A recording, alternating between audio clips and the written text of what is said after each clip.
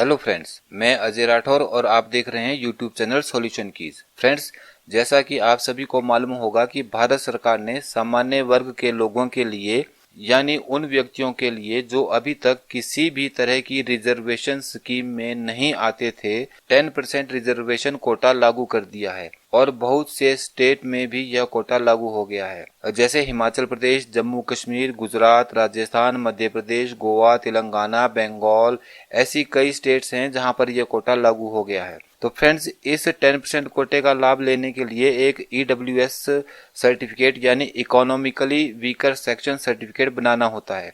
यह certificate central government और state government दोनों द्वारा बनाया जाता है। इस सर्टिफिकेट को बनाने के लिए सेंट्रल गवर्नमेंट और स्टेट गवर्नमेंट दोनों का अपना अपना क्राइटेरिया है। तो आप यह क्राइटेरिया देखकर चेक कर सकते हैं कि आप इस कोटे का लाभ उठा सकते हैं या नहीं। फ्रेंड्स, EWS सर्टिफिकेट बनाने से संबंधित बहुत सारी उलझने लोगों के मन में है। बहुत से लोग कंफ्यूज हैं, उन्हें समझ नहीं आ रहा है कि यह सर्टिफिकेट कहां से और कैसे बनेगा। तो फ्रेंड्स, इस वीडियो के माध्यम से मैं EWS सर्टिफिकेट बनाने का फुल प्रोसेस, प्रैक्टिकली क्या करना है और कैसे करना है, यह सब बताऊंगा।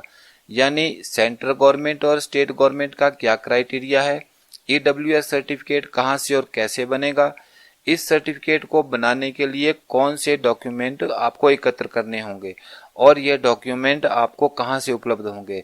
साथ ही इस सर्टिफिकेट को बनाने के लिए आपको कितनी भागदौड़ करनी पड़ेगी तथा डॉक्यूमेंट कंप्लीट होने के बाद क्या करना है और इस सर्टिफिकेट को बनने में कितना समय लगेगा। इस तरह की जो भी परेशानियां या जो भी बातें आपके मन में हैं, वो सारी जानकारी आपको मैं इस वीडियो के माध्यम से देने की कोशिश करूंगा। तो फ्रेंड्स, बने रहें वीडियो के साथ। और फ्रेंड्स, वीडियो के नीचे डिस्क्रिप्शन बॉक्स में भी मैंने संबंधित डॉक्यूमेंट के लिंक दे दिए हैं, आप उन्हें भी चेक कर सकते हैं। तो फ्रेंड्स, सबसे पहले सेंट्रल गवर्नमेंट ने EWS सर्टिफिकेट के लिए क्या क्राइटेरिया रखा है यह चेक कर लेते हैं। तो यहाँ फैमिली की income from all sources 8 lakh रुपए से अधिक नहीं होनी चाहिए और ये जो इनकम है वो फैमिली के जितने भी सोर्सेज हैं, इनकम ऑफ सोर्स, चाहे वो सैलरीड पर्सन है, कोई पेंशन है, बिजनेस है, एग्रीकल्चर या अदर सोर्स ऑफ इनकम है, तो वो सारी इनकम मिला के कैलकुलेट करके 8 लाख रुपए से अधिक की नहीं होनी चाहिए। दूसरा, व्यक्ति के परिवार के पास 5 एकड़ या इससे अधिक की कृषि योग्य भूमि नहीं होनी चाहिए और व्यक्ति के परिवार के पास 1000 स्क्वायर फीट या इससे अधिक की जगह पर घर नहीं होना चाहिए और व्यक्ति के परिवार के पास नोटिफाइड म्युनिसिपैलिटीज में 100 स्क्वायर यार्ड या इससे अधिक मकान योग्य भूमि भी नहीं होनी चाहिए। आगे लिखा है कि व्यक्ति के परिवार के पास नोटिफाइड म्युनिसिपैलिटीज के अलावा किसी दूसरी जगह पर 200 स्क्वायर यार्ड या इससे अधिक घर योग्य भूमि नहीं होनी चाहिए। तो फ्रेंड्स, यह जो क्राइटेरिया है यह EWS सर्टिफिकेट बनाने के लिए सेंट्रल गवर्नमेंट ने रखा है। तो इसी तरह से आप स्टेट गवर्नमेंट ने जो क्राइटेरिया रखा है जनरल कैटेगरी को 10% कोटा देने के लिए, तो वह क्राइटेरिया का है उसे भी हम यहाँ चेक कर लेते हैं। तो स्टेट गवर्नमेंट ने क्या क्राइटेरिया रखा है आपकी स्टेट के लिए, यदि आपको यह नहीं मालूम है तो आप नेट पर इसे सर्च कर सकते हैं। यहाँ EWS लिखना है और आगे अपनी स्टेट का नाम लिख देना है। यहाँ पर हम हिमाचल प्रदेश लिखकर सर्च कर लेते हैं। तो सर्च रिजल्ट में आपको एक PDF फाइल का लिंक नजर आ जाएगा, इसे ओपन कर लें तो नोटिफिकेशन ओपन हो जाएगी। इसमें आपको सारी जानकारी उपलब्ध हो जाती है। यहाँ हिमाचल प्रदेश सरकार ने जो क्राइटेरिया रखा है उस पर एक नजर हम मार लेते हैं। तो यहाँ परिवार की कुल आय 4 लाख से अधिक नहीं होनी चाहिए और एसेट्स की बात करें तो ग्रामीण एरिया में 1 हेक्टेयर से अधिक की और शहरी एरिया में 500 स्क्वायर मीटर से अधिक की कृषि योग्य भूमि नहीं होनी चाहिए। गांव या शहर में 2500 स्क्वायर फीट से अधिक जगह पर घर नहीं होना चाहिए। परिवार का कोई भी सदस्य इनकम टैक्स पेई नहीं होना चाहिए और आगे लिखा है कि परिवार का कोई भी सदस्य रेगुलर या कॉन्ट्रैक्ट बेसिस पर केंद्र सरकार, राज्य सरकार या किसी कारपोरेशन या किसी पब्लिक सेक्टर में कार्यरत नहीं होना चाहिए। तो इस तरह से क्राइटेरिया देखकर आप तय कर सकते हैं कि आप EWS के लिए अप्लाई कर सकते हैं या नहीं कर सकते हैं। यहाँ इस बात का ध्यान रखना होता है कि सेंट्रल गवर्नमेंट के लिए अलग से हमें EWS सर्टिफिकेट के लिए अप्लाई करना होगा और स्टेट गवर्नमेंट के लिए अलग से। तो फ्रेंड्स, यह तो हो गई स्टेट और सेंटर के क्राइटेरिया की बात। तो अब बात आती है कि यह सर्टिफिकेट बनेगा कहाँ से। स्टेट की नोटिफिकेशन भी आप चेक कर लें और यहाँ मैं सेंटर की नोटिफिकेशन दिखा देता हूँ। यहाँ पर कॉलम नंबर 5 में पूरी जानकारी आपको मिल जाएगी।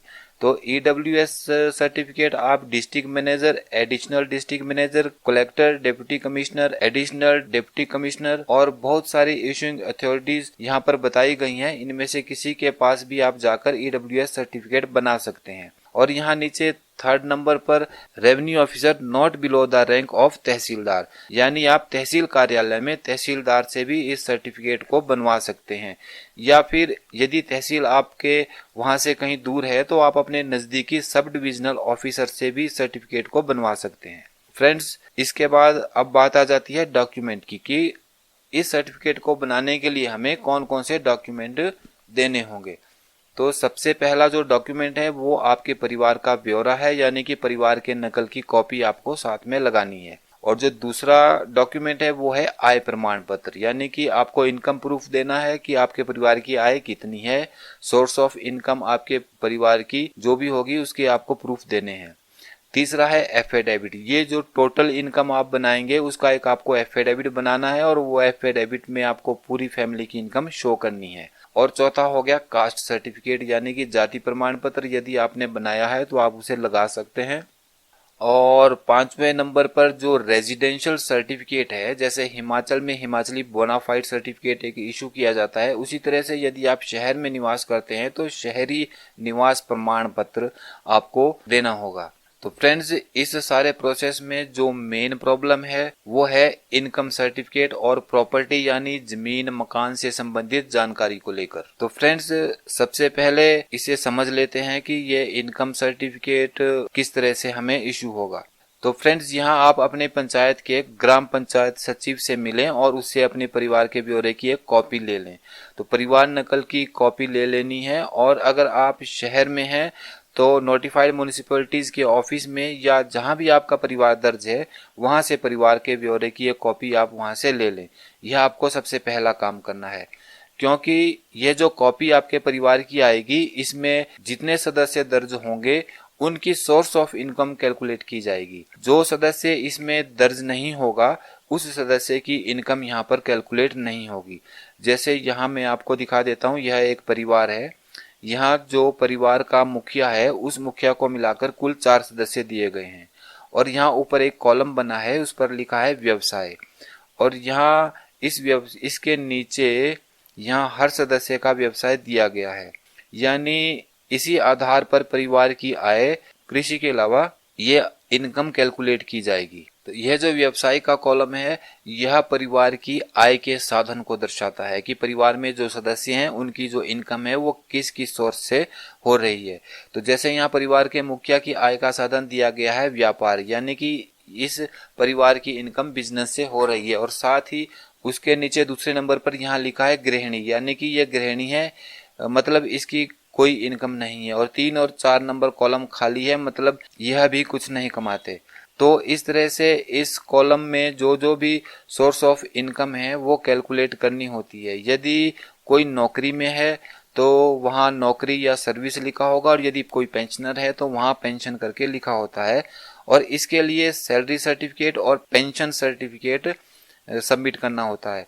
तो यह सारी इनकम हमें कैलकुलेट करनी है, प्लस जो पटवारी द्वारा इनकम दी जाएगी जमीन से, वो दोनों इनकम जोड़ के एक टोटल इनकम बनाकर और उसका एक एफिडेविट प्रार्थी को बनाना होता है। अब आपको यह परिवार नकल की कॉपी जो अभी आपने अपनी पंचायत या नोटिफाइड म्युनिसिपैलिटी से ली है वो आपको पटवारी के सामने पेश करनी है। और साथ में वहां जाने से पहले आपको अपने परिवार के किसी भी सदस्य के पास यदि दूसरी जगह, दूसरे गांव, दूसरे शहर में कोई भी जमीन है या मकान है तो पहले आपको वहां जाना होगा। वहां के पटवारी से उस जमीन या मकान का ब्यौरा बतौर इनकम सर्टिफिकेट लाना होगा। जो वहां का पटवारी ब्यौरा देगा वह आपको अपने एरिया के पटवारी यानी कि जहां आपका परिवार दर्ज है वहां के पटवारी को पेश करना होगा। तो यह जानकारी मुझे हमारे एरिया के पटवारी श्री विनोद कुमार जी ने दी है।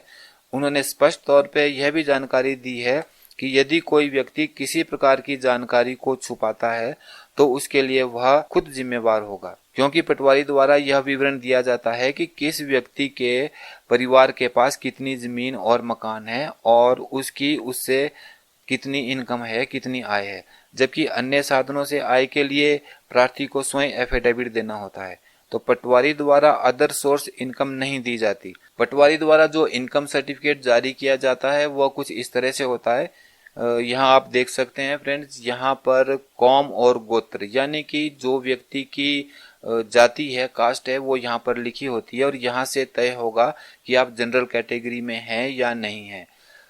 फिर यहाँ पर परिवार के कुल कितने सदस्य हैं, तो जो डिटेल परिवार ब्यौरे की या परिवार नकल की आपने पटवारी को दी होगी वहां से वो रिपोर्ट यहाँ पर दर्ज की जाती है और उसके अनुसार ही परिवार की इनकम का एफिडेविट प्रार्थी को खुद देना होता है। यहाँ नीचे पटवारी द्वारा रिपोर्ट में लिख दिया जाता है कि अदर सोर्स इनकम जो है वो प्रार्थी खुद देगा।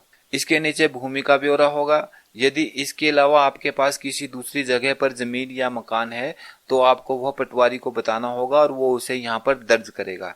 यदि आपने पटवारी को नहीं बताया है तो उसके लिए आप स्वयं जिम्मेदार हैं। यह भी पटवारी की रिपोर्ट में लिखा होता है। तो हमें सही से पूरी जानकारी देनी है ताकि भविष्य में हमें कोई भी परेशानी ना हो। तो फ्रेंड्स, उम्मीद है आपको यह पॉइंट भी सही तरीके से समझ आ गया होगा। अब आगे की कार्यवाही देख लेते हैं। अब आगे का प्रोसेस बहुत ही कम रह गया है। आगे प्रार्थी को एक एफिडेविट बनाना है 10 रुपए के स्टाम्प पेपर पर और इस तरह से ये एफिडेविट बनेगा। इसमें यहाँ पर फ्रंट पेज पर एक एप्लीकेशन लगेगी। उस एप्लीकेशन में 6 रुपए का कोर्ट फीस का स्टैंप मिल जाता है, वो लगाना होगा। यह सारे कागज जो है वो आपको एक साथ इकट्ठे करने हैं। इस तरह से आप देख लीजिए, ये कागज लगाने हैं। यहाँ पर ये एप्लीकेशन लग जाएगी, उसके साथ जो आपने एफिडेविट बनाया है वो लग जाएगा और उसके साथ जो दूसरे डॉक्यूमेंट है, आपका आईडी प्रूफ है, परिवार नकल की कॉपी है, इनकम सर्टिफिकेट जो पटवारी से आया है वो है और जो दूसरे जितने कागज हैं वो सारे आपको एक साथ क्लब करने हैं। और ये सारे कागज क्लब होने के बाद आपको अपने तहसील कार्यालय में या जहां से भी आप ये सर्टिफिकेट बनवाना चाहते हैं वहां उनके पास जाकर उनको जमा करवा देने हैं। फ्रेंड्स, तो कागज जमा होने के 1-2 दिन के अंदर ही आपको ये सर्टिफिकेट जो है वो बनकर मिल जाता है। तो फ्रेंड्स, अब आप ये भी समझ गए होंगे कि आपको यह सर्टिफिकेट बनवाने के लिए कितनी भागदौड़ करनी पड़ेगी। तो इस तरह से आप EWS सर्टिफिकेट बनवा सकते। तो फ्रेंड्स, यह थी जानकारी जो मैंने आप लोगों के साथ शेयर की। तो फ्रेंड्स, वीडियो पसंद आए तो लाइक करें और शेयर करें। तो फिर मिलते हैं एक नई वीडियो के साथ। धन्यवाद। आपका दिन शुभ हो।